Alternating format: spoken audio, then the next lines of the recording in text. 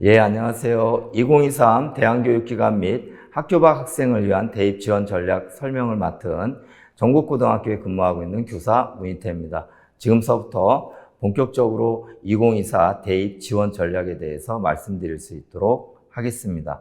자, 먼저 가장 기본적인, 그래도 우리 2024, 올해 대입을 2024라고 부릅니다. 대학의 입학연도를 기준으로 하기 때문에 올해 수시나 정시를 지원하는 학생들의 입장에서 가장 기본적인 내용을 먼저 말씀을 드릴 수 있도록 하겠습니다. 아마 지금 이 설명을 듣고 있는 대부분의 대안교육기관 학생 및 학교 밖 학생들 모두 검정고시를 아마 충분히 응시를 하였고 이미 성적이 나와 있을 것 같은데, 안타깝게도 검정고시 성적만으로 대학에 진학할 수는 없습니다. 즉 여기 보시면 검정고시 출신자들끼리 경쟁을 하는 특별전형이 있고, 또는 대부분의 우리 대안교육기관 및 학교 밖 학생들은 검정고시 출신자 지원 자격 부여대학에 응시를 하게 됩니다. 즉 무슨 얘기냐면 일반 고등학교에 있는 친구들과 같이 경쟁을 통해서 대학에 진학을 하게 된다, 이렇게 보시면 되고요.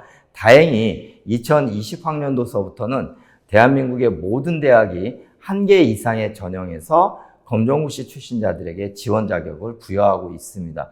그 지원 자격이 학생부 교과 전형에 있는 대학도 있고 종합 전형에 있는 대학도 있고 또는 정시, 수능 전형에 있는 대학이 있습니다. 이에 대한 설명은 뒤에 자세히 말씀드릴 수 있도록 하겠습니다. 자, 그러면 가장 유리한 전형이 뭘까요? 예, 맞죠. 당연히 검정고시 출신자 특별 전형이겠죠. 즉 검정고시 출신자 학생들끼리 경쟁을 하는 이 특별 전형, 안타깝게도 대학이 3군데밖에 없습니다. 실제 보시면 연세대학교, 감리교 신학대, 아마 호원대는 좀 처음 들어보셨을 것 같은데 전라남도에 있는 산업대학입니다. 그래서 이렇게 3군데 대학에서는 검정고시 출신자들끼리 특별 전형을 운영을 한다. 그러나 모집 인원이 적고 아무래도 감리교 신학대학교 같은 경우에는 미션스쿨이다 보니까 지원에 제약이 있습니다. 학과의 제약 등이. 자, 그래서 이러한 3군데 대학을 제외하고 나머지 학생들은 결국 일반 고등학교에 있는 친구들과 같이 경쟁을 하면서 대학에 진학을 하게 된다. 이렇게 좀 보시면 될 것 같습니다. 좀 더 전형별로 좀 시기별로 나눠보면 수시와 정시가 있게 되는데, 수시 같은 경우에는 우리 대안교육기관 및 학교 밖 학생들 같은 경우에는 학생부가 없기 때문에 아무래도 제한적으로 허용이 됩니다.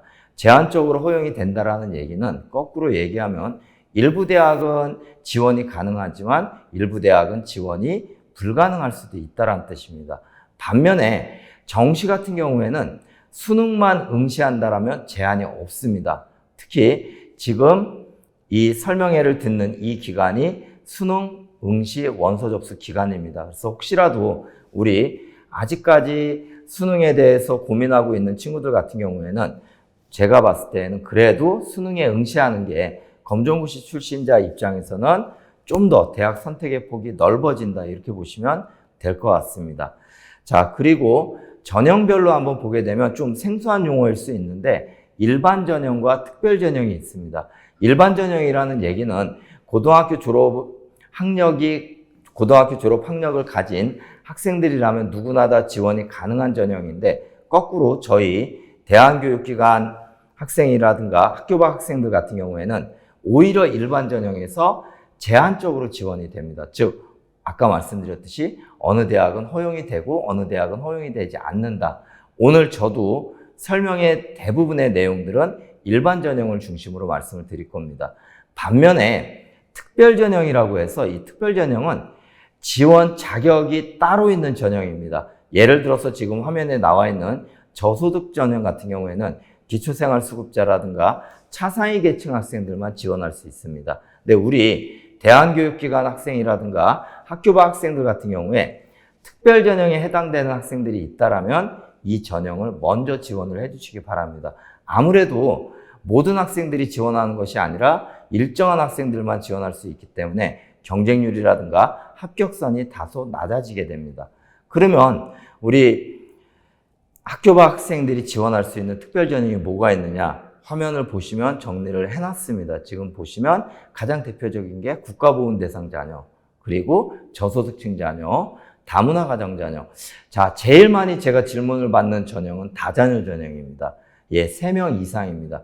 근데 서울에 있는 좋은 대학들은 4명까지도 갑니다. 그래서 혹시 본인이 다자녀에 해당이 된다 그렇다라면은 내가 지원할 수 있는 대학이 3명 이상인지 4명 이상인지 이런 부분들을 확인하실 필요가 있고요. 뭐 장애인 자녀라든가, 그리고 이제 부모님의 직업을 기준으로 해서 군인, 경찰, 환경미화원 자녀들을 위한 전형이 따로 있습니다. 그리고 가장 어떻게 보면 반가운 내용이죠. 저희 대한교육기관 출신자들만 따로 뽑는 전형들도 있습니다. 아까 검정고시 특별전형과 별도로 여기는 대한교육기관 출신자들만 별도로 전형이 있기 때문에 뭐 한동대 같은 경우가 가장 대표적이겠죠. 이런 대학들은 좀 적극적으로 우리 대한교육기관 학생들이 응시를 해주는 것이 아무래도 대입을 진학하는 데 유리하다, 이렇게 말씀을 드리겠습니다. 자, 그리고 전형 방법입니다. 가장 오늘 제가 많이 설명드릴 내용인데 전형 방법 어렵게 생각하지 마시고요.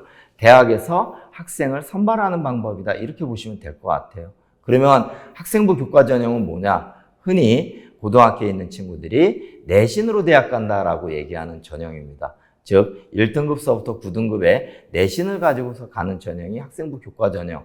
근데 저희는 아무래도 검정고시 성적 외에 이 내신이 없다 보니까 제한적으로밖에 지원이 불가능합니다.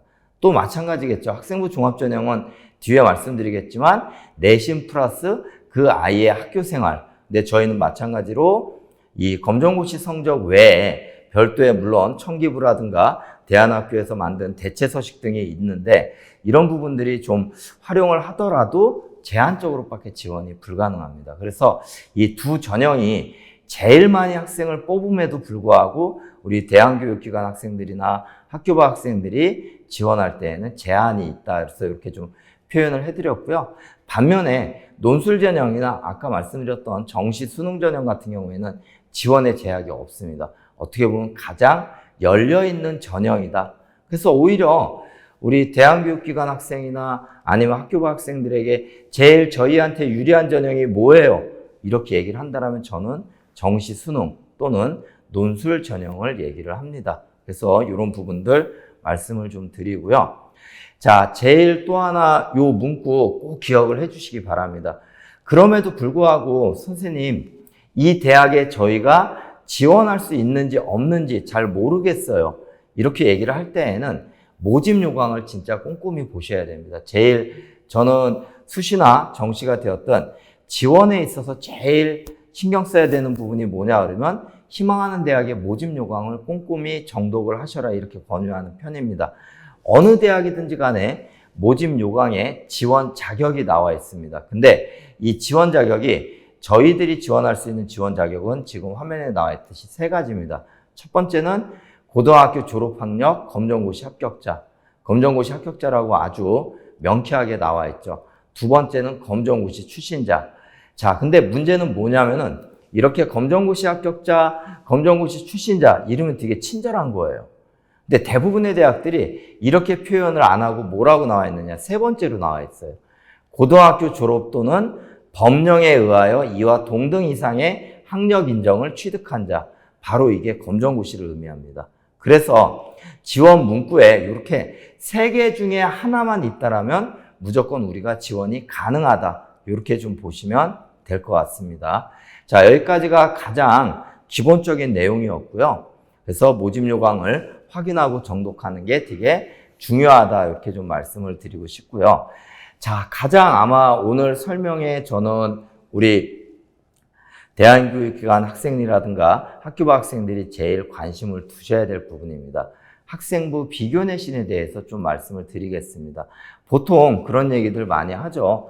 검정고시 성적이 좋아야 된다. 검정고시 성적이 좋아야 좋은 대학에 갈 수 있다. 자, 그럼 실제로 검정고시 성적이 좋아야지만 좋은 대학에 갈 수 있는지, 이런 부분들에 대한 안내를 좀 해드릴 수 있도록 하겠습니다. 자, 먼저 비교 내신이라는 것은 어떠한 의미냐면은 지금 고등학교에 있는 친구들은 앞에서 얘기했듯이 1학년 1학기부터 3학년 1학기까지의 내신 성적이 들어갑니다. 근데 우리 대안교육기관 학생이라든가 학교 밖 학생들은 이러한 내신이 없잖아요. 이러한 내신을 뭔가 대신할 수 있어야 되는 게 있어야 되는데 이걸 비교 내신이라고 합니다. 그러면 뭘 가지고서 내신을 비교하느냐? 검정고시 성적을 가지고 비교하기 때문에 비교 내신이라는 표현을 씁니다.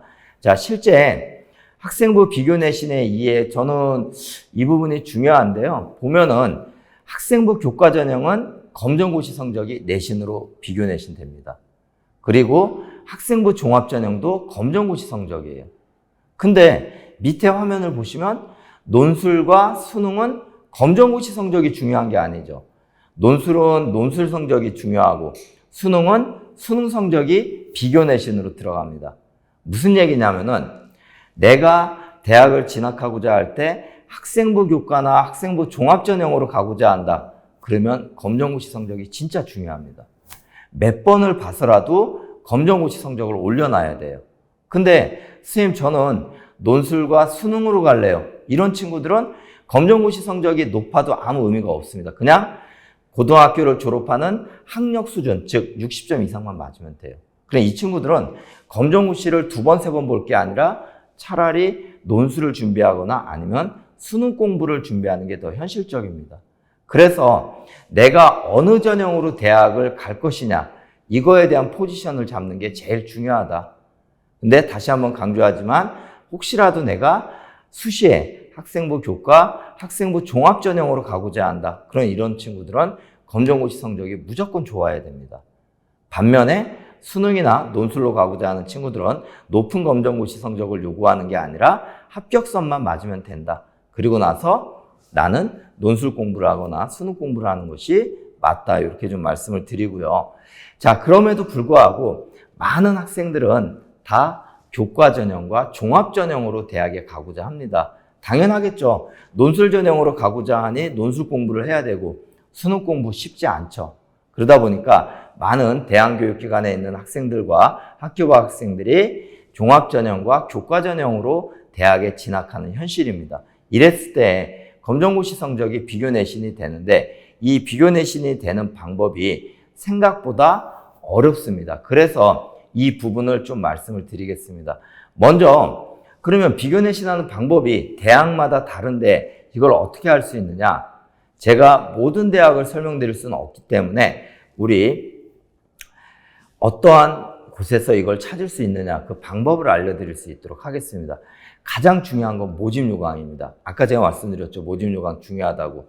모집 요강에서 학교생활기록부 반영 방법이라는 게 꼭 있어요. 어느 대학이든 간에. 여기를 찾아보시면은 이렇게 학년별 반영 비율, 반영 교과 점수, 산출 활용 지표 찾기 이런 것들이 나와요. 지금 화면에 보시면 이 대학은 국어, 수학, 영어, 사회를 인문사회 계열은 반영하고 뭐 자연공학 계열은 국어, 수학, 영어, 과학이 반영을 합니다. 자, 근데 이렇게 두 가지가 있는데 맨 마지막을 보시면은 따로 이런 표현이 있습니다. 검정고시 출신자 성적 반영 방법이 있어요. 그러면 여기 화면에 벌써 이미 나와 있죠. 검정고시 출신자 성적 반영 방법 하고서 학생부 교과 성적 대체 점수 그리고 뭐라고 나와 있느냐. 맨 밑에 보시면 검정고시 성적 반영 인문사회 계열은 국어, 수학, 영어, 사회 자연공학 계열은 국어, 수학, 영어, 과학 예체능 계열은 국어, 영어만 반영한다. 이렇게 나와 있습니다. 반영 과목이 나와 있는 거예요. 이걸 먼저 확인하시고요. 그 다음으로 중요한 게 뭐냐. 검정고시 점수를 몇 등급으로 환산하는지를 잘 보시기 바랍니다. 지금 화면에서 보시면 95점 이상 맞으면 무조건 환산 등급이 3등급으로 나와 있죠. 85점 이상이면 4등급. 그래서 요거를 잘 보셔야 됩니다. 다시 한번 말씀드리면 모집 요강에서 학교생활기록부 반영 방법이라는 것을 찾고 거기에서 검정고시 출신자 성적 반영 이거를 꼭 확인을 하셔야지만 내 검정고시 점수가 이 대학에서는 몇 등급으로 환산되는지 이걸 알 수가 있습니다. 근데 이게 대학마다 다 달라요. 그래서 제가 몇 가지 좀 중요한 대학들의 반영 방법을 좀 찾아왔습니다. 자, 첫 번째 방법 이겁니다. 혹시 지금 설명을 듣고 있는 우리 대안교육기관 학생이라든가 아니면 학교 밖 학생들은 본인의 검정고시 점수를 잘 기억을 해 두시기 바랍니다. 같이 계산하시면 더 편합니다. 자, 제일 첫 번째는 제일 편한 대학이에요. 어떻게 보면 제일 심플하고 우리 여러분들도 다 알 수가 있습니다. 평균 점수와 석차 등급이 나와 있는 경우입니다. 이건 무슨 얘기냐면은 여기 한번 보시면 화면에 나와 있죠. 검정고시 합격자들, 제가 천천히 읽어드릴게요. 검정고시 성적, 전과목 평균 성적. 이 대학은 검정고시에 전과목 평균 성적이 필요한 거예요. 그리고 이 평균을 등급으로 변환을 한다, 이 뜻입니다.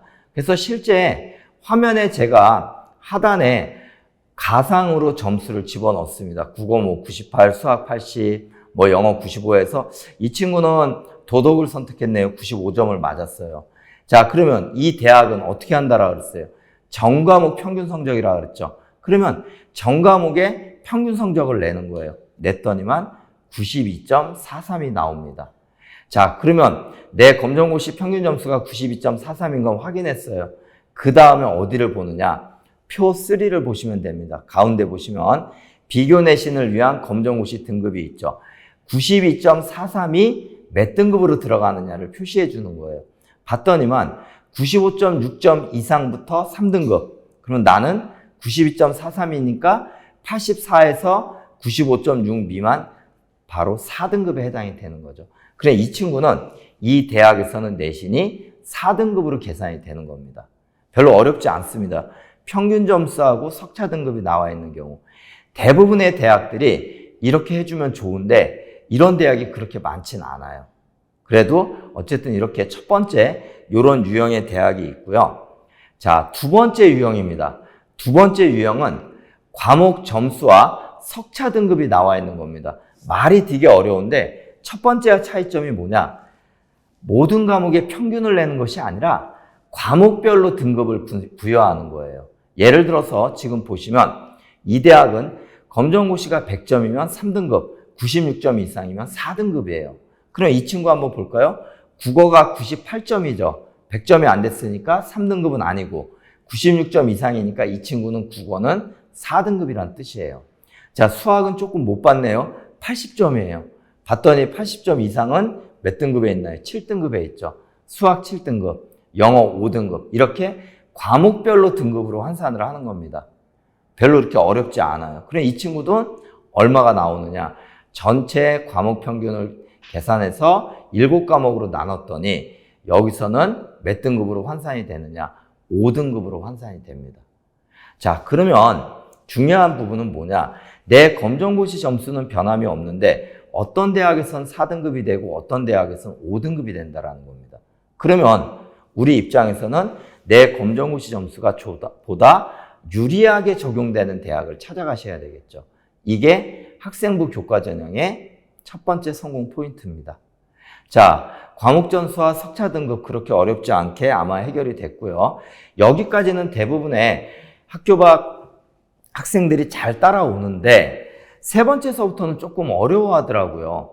가중치라는 말이 나와요. 근데 이 가중치라는 말 어렵게 생각하지 마시고요. 그냥 단위수라고 생각을 하시면 됩니다. 아까 두 번째랑 똑같아요. 근데 거기에 우리 대학은 국어 성적을 좀 더 볼 거야. 수학 성적을 좀 더 볼 거야. 이거를 가중치라고 얘기를 해요. 근데 이 가중치도 대학들이 다 미리 안내를 합니다. 자, 여기 화면에 보시면 중간에 뭐라고 나와 있나요? 반영 과목의 단위수라고 나와 있죠. 국어, 영어, 수학 과목은 3.0으로 계산을 하고요. 사회, 과학, 한국사는 2.0으로 계산을 합니다. 그 얘기는 우리 대학은 국영수를 좀 더 중하게 보는 거야. 이 뜻이에요. 그러면 아까 계산했던 식으로 똑같이 해주시면 돼요. 자, 국어 98점이면 몇 등급인가요? 이번에는 이 대학에선 4등급으로 계산이 되네요. 자, 국어 4등급 가는 거죠. 근데 여기에 가중치 3을 곱해주는 겁니다. 그냥 그대로. 자, 그 다음에 수학은 80 이상이니까 7등급이죠. 그래, 이 친구는 수학은 7등급이에요. 근데 가중치가 얼마냐? 3을 계산해 주는 겁니다. 그래서 이 방법대로 그대로 쭉 따라와서 평균을 냈더니만 이 친구는 얼마가 나오느냐? 5.20 등급이 나오게 됩니다. 검정고시 점수 하나를 가지고 지금 4등급, 5등급, 5.2등급 다 다르게 나오죠. 대학에 따라 유불리가 있다는 뜻이에요. 다 계속 강조합니다. 자, 그리고 마지막으로 과목 점수, 등급 점수, 가중치가 있는데 선생님 여태까지는 1등급서부터 9등급으로 나왔는데 어떤 대학은 그게 아니라 점수로 주는 대학이 있어요. 즉 우리가 검정고시가 100점이면 2등급 뭐 이런 식으로 등급을 준 게 아니라 차라리 여기는 점수를 주는 경우가 있어요. 예를 들어 이런 겁니다. 이 대학은 1등급을 맞으면 10점을 준대요. 2등급을 맞으면 9.5를 준대요. 이거는 그냥 그대로 쭉 다 더하시면 됩니다. 그래서 452점이 나왔다. 그러면 이게 어떤 의미인가요? 걱정 안 하셔도 돼요. 다 100점으로 계산하면 아마 500점 만점일 겁니다. 500점 만점에 내가 452점에 해당돼. 이렇게 보시면 돼요. 그리고 실제 이런 대학들은 전년도 합격 사례를 공개할 때도 몇 등급에서 합격했습니다. 이렇게 공개하는 게 아니라 500점 만점에 450점이 합격했습니다. 이렇게 공개를 해요. 그래서 이러한 대학들은 그대로 점수를 그대로 넣어주시면 된다. 네 번째, 지금 설명드리는 부분이 조금 어려울 수 있는데 이런 대학은 얼마 되지 않습니다. 거의 대부분의 대학들은 첫 번째, 두 번째, 세 번째에서 모든 것들이 나온다. 이렇게 보시면 돼요. 자, 어떻게 비교 내신 하시는 방법 충분히 아시겠죠? 그렇게 어렵지 않습니다. 충분히 본인의 검정고시 점수만 가지고서 모집 요강에서 나온 대로 그대로 해주시면 돼요. 자, 그러면 이렇게 비교 내신이 된 상태에서 저희는 이제 실제 진학을 해야 되겠죠. 그러면 어떻게 수시 지원의 로드맵을 잡아야 되느냐? 제일 첫 번째, 희망대학, 희망학과를 선정하셔야 됩니다. 당연한 거겠죠. 그 다음 두 번째, 내 검정고시 성적이 그 희망대학에서는 어떻게 비교 내신되는가를 살펴보셔야 돼요. 예를 들어서 우리 명지대학교를 희망하는 친구가 검정고시 성적 비교 내신을 봤더니만 3등급으로 나왔어요. 그렇다면은 전년도에 이제 합격선을 파악하시면 돼요. 전년도에 합격선. 근데 어려운 게 이거죠. 전년도에 합격선은 어디 가서 합격할 수 있을까요? 예, 지금 어디가라는 사이트가 있습니다. 아마 2부에서도 안내를 해주실 것 같은데요. 네이버에 들어가시면 어디가라고 치시면 돼요. 그러면 대입정보 포털이 뜹니다. 이곳에서 전년도에 모든 대학들의 합격선을 다 알 수가 있습니다. 그럼 봤더니만 명지대학교 3.3등급에서 합격했네? 내가 지원하고자 하는 과가. 근데 내가 비교 내신 냈더니만 3등급이야. 그럼 충분히 지원이 가능한 거겠죠. 그리고 그 대학이 수능 최저가 있다면 수능을 맞춰주셔야 되고요. 면접이 있다라면 면접을 준비를 해주셔야 됩니다. 그래서 이러한 단계별로 좀 수시 지원에 대한 로드맵을 가져가 주시면 좋고요.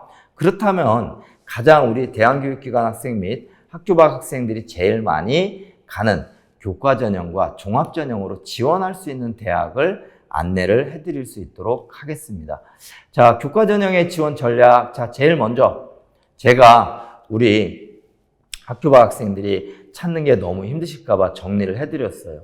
서울, 인천, 경기, 즉 수도권에 있는 대학에서 교과전형에 저희 검정고시 학생들이 지원할 수 있는 대학들을 정리를 해놨습니다.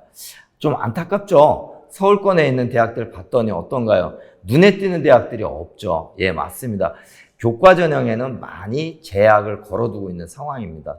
아마 명지대학교라든가 삼육대, 서경대 정도만이 아마 우리 학생들이 충분히 이름을 들어본 대학일 거고요. 나머지 대학들은 다 기독교 미션스쿨이라고 보시면 됩니다. 반면에 인천과 경기에 있는 대부분의 대학들은 다 검정고시 출신자들에게 문호를 개방하고 있습니다. 그래서 많은 대학들이 저희들이 지원이 가능하고요. 지역 거점 국립대학도 대부분의 대학들이 문호를 개방하고 있기 때문에 가운데서부터 충분히 지원이 가능하다 이렇게 보시면 될 것 같습니다. 좀 더 구체적으로 한번 볼까요? 자, 제가 명지대학교를 말씀을 드렸었는데 명지대학교는 봤더니만 면접 전형으로 학생들을 뽑는 거예요. 그럼 이 친구들은 비교 내신도 중요하지만 면접에 대한 준비도 필요하죠. 자, 그리고 오른쪽 보시면 반영 과목이라고 있습니다. 제가 이 부분도 정리를 해드렸는데 명지대학교는 4과목만 반영합니다. 인문계열 같은 경우에는 국어, 영어, 수학, 사회, 자연계열은 국어, 영어, 수학, 과학입니다. 자, 삼육대도 마찬가지로 4과목만 반영하고요. 근데 약학과는 수능 최저 학력 기준이 있다. 그래서 명지대와 삼육대가 보통 우리 많은 학생들이 지원하는데 면접에 대한 준비를 진짜 많이 하셔야 돼요. 반면에 나머지 서경대, 경기대, 가천대, 인천대 같은 경우에는 수능 최저를 걸고 있습니다. 그래서 수능까지 같이 준비를 해주셔야 된다. 자, 그리고 서경대는 필수 과목이죠. 그러면 몇 과목 반영한다는 뜻이에요? 6과목 반영한다는 뜻입니다. 반면에 경기대는 전과목 반영이니까 7과목 반영이 되는 거겠죠. 검정고시. 그래서 이렇게 좀 정리를 하시면 되고요. 좀 그래도 우리 학생들이 많이 선호하는 최상위권의 대학들을 말씀을 드렸고요. 반면에 경기권에 있는 대학들은 수능 최저학력 기준이 아예 없습니다. 모든 대학들이. 그래서 많은 학생들이 경기권에 있는 대학들을 좀 선호하는 편이고요. 대부분 면접을 같이 보고 있다. 그래서 다시 한번 말씀드리지만 면접에 대한 준비가 꼭 이루어져야 된다. 이렇게 좀 말씀을 드리겠습니다. 그리고 반영 과목 한번 좀 참고하시면 좋을 것 같고요.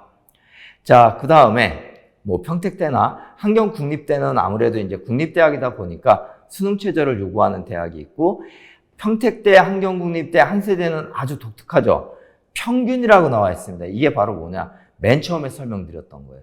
검정고시 전체 과목 평균을 가지고서 내신을 비교 내신한다. 이렇게 보시면 돼요. 반면에 앞에 말씀드렸던 이렇게 평균이 아니라 전과목, 필수 이런 대학들은 과목별로 등급을 낸다라고 보시면 될 것 같습니다. 그래서 이런 부분들이 있고요. 자, 지역 거점 국립대는 안타깝게도 수능에 대한 준비가 없으면 안 됩니다. 모든 대학들이 수능을 다 걸고 있는 상황입니다. 지금 현재. 그래서 수능 최저를 그래도 준비를 해야지만 지역 거점 국립대를 쓸 수 있다. 이렇게 좀 보시면 될 것 같습니다. 자, 여기까지가 이제 교과 전형으로 지원 가능한 대학이고요. 최종적으로 말씀을 드리면 이런 거예요. 학생부 교과 전형을 지원할 수 있는 친구들은 어떤 친구들이냐? 검정고시 성적만 가지고 대학을 진학하고자 하는 친구. 자, 근데 좀 전에 화면에서 보셨듯이 수능이 같이 준비되어 있으면 보다 유리하다. 선택의 폭이 넓어진다라는 거죠. 그리고 비교 내신 확인을 통해서 유리한 대학을 파악하는 게 중요하고요. 마지막으로 대부분의 대학들이 면접에 대해서 꼭 걸고 있는 상황입니다. 그래서 면접에 대한 준비가 필요하다 이렇게 보시면 될 것 같습니다. 자, 반면에 종합전형은 어떻게 되느냐? 종합전형 같은 경우에는 자, 우리가 많은 학생들이 오해를 하게 되는데 종합전형은 서류라든가 면접 등의 다양한 전형 요소를 가지고 평가하고요. 면접이 대부분 다 있습니다. 그래서 보통 다단계 면접이라고 이렇게 많이 얘기를 하고요. 학교 생활의 충실도를 학생부를 통해서 정성평가하는 거예요. 근데 우리는 학생부가 없죠. 그러다 보니까 학생부 종합전형에서는 생각보다 우리 대안교육기관 학생이라든가 학교부 학생들의 합격률이 교과전형에 비해서는 떨어지는 편입니다. 물론 대체서식이라든가 청기부 등을 성실하게 작성하고 나름대로 충분한 활동을 했다라면 일부 합격하는 사례가 있지만 그래도 교과전형에 비해서는 합격률은 떨어진다 이렇게 좀 말씀을 드리고 싶고요. 많은 학생들이 궁금해하죠. 학생부를 어떻게 평가하는데요? 예, 학생부를 평가하는 방법은 지금 화면에 나와 있듯이 이렇게 학업 역량, 진로 역량, 공동체 역량으로 나누어서 평가를 합니다. 마찬가지로 우리 대체서식을 준비하는 학생들이나 청기부가 있는 학생들 같은 경우에도 본인의 학업 역량, 이거는 검정고시 성적이겠죠. 그 다음에 진로 역량은 우리 대체서식에서 충분히 아마 녹여낼 수 있을 거라고 생각을 합니다. 그래서 이런 부분들을 좀 준비를 해주시면 좋을 것 같고요. 이에 대해서는 2부에서 보다 좀 더 자세히 말씀을 우리 다른 선생님이 해주실 걸로 알고 있습니다. 자, 그러면 학생부 종합전형으로 지원할 수 있는 대학 어딘가요? 자, 서울권대학 교과전형하고 다르죠. 우리 대부분의 학생들이 알고 있는 대학들이 다 등장하죠. 서울대서부터 경희대, 고려대, 진짜 이름만 들어도 좋은 대학들이. 근데 아까 말씀드렸듯이 문은 열려 있지만 생각보다 합격률은 많이 낮다. 이거를 꼭 기억을 해주시기 바랍니다. 반면에 인천 경기권으로 가면은 종합전형이 그렇게 많지가 않습니다. 그럼에도 불구하고 가천대라든가 뭐 차의과학대, 항공대, 뭐 아주대 이런 대학들에서 우리 검정고시 출신자들을 뽑고 있습니다. 그리고 지역거점 국립대학도 충북대와 제주대에서 제주대까지 총 5개 대학이 뽑고 있다. 이렇게 보시면 됩니다. 그래서 지역거점 국립대는 이렇게 정리하시면 돼요. 교과전형으로 뽑는 대학이 절반이 있고 종합전형으로 뽑는 대학이 절반이 있다. 이렇게 보시면 됩니다. 자, 그러면 아까 말씀드렸듯이 저희는 학생부가 없는데 저희는 검정고시 성적만 가지고 종합전형을 지원하는 건가요? 그렇진 않고요. 지금 화면에 나와 있듯이 학교생활기록부 대체서식이라는 게 있습니다. 이거는 모든 대학들이 다 활용을 해야 되기 때문에 이 부분을 좀 보다 우리 대안교육기관 학생이라든가 학교 밖 학생들이 잘 이 부분을 좀 어필할 수 있게끔 성실하게 적어주시는 게 중요하다. 이렇게 좀 말씀을 드리겠습니다. 자, 그러면 결론적으로 학생부 종합전형을 지원하고자 하는 친구들은 어떻게 되느냐? 활동과 전공 관련 역량이 좀 풍부한 학생들, 이런 학생들이 좀 쓰면 좋고요. 검정고시 성적도 아주 중요합니다. 진짜 높은 성적이 나와야 돼요. 그리고 학생부 대체 서식을 성실하게 작성할 필요가 있다. 자, 그리고 다시 한번 말씀드리지만 여기도 면접에 대한 준비가 진짜 필요합니다. 오히려 교과 전형보다 면접이 더 까다롭습니다. 그렇기 때문에 면접에 대한 준비를 좀 꼼꼼하게 해주셨으면 좋겠습니다. 여기까지가 교과 전형과 종합 전형을 중심으로 말씀을 드렸습니다. 그러면 남아있는 전형이 논술 전형과 수능 전형이 남아있는데 이 논술 전형과 수능 전형은 별도의 지원 전략이 필요한 것이 아니라 논술 전형을 준비하는 친구들은 논술에 대한 준비, 그리고 수능에 대한 수능 전형, 즉 정시를 가고자 하는 학생들은 수능에 대한 준비가 필요하기 때문에 오늘 설명회에서는 뺐습니다. 일부러. 그래서 다시 한번 말씀드리지만 논술과 수능 준비를 하는 친구들은 진짜 논술과 수능 준비를 열심히 해주시기 바랍니다. 그러면 좀 더 합격의 가능성이 높아진다 이렇게 말씀드리겠습니다. 예, 잘 들으셨죠? 아마 대부분의 학생들이 교과 전형과 종합 전형으로 대학을 가기 때문에 교과 전형과 종합 전형 중심으로 말씀을 드렸고요. 논술과 수능 전형은 추후에 기회가 된다라면 다시 말씀을 드릴 수 있도록 하겠습니다. 그러나 중요한 것은 논술 성적과 수능 성적이 진짜 중요하다라는 말씀을 꼭 드리면서 이상 설명회를 마치도록 하겠습니다. 끝까지 들어주셔서 고맙습니다.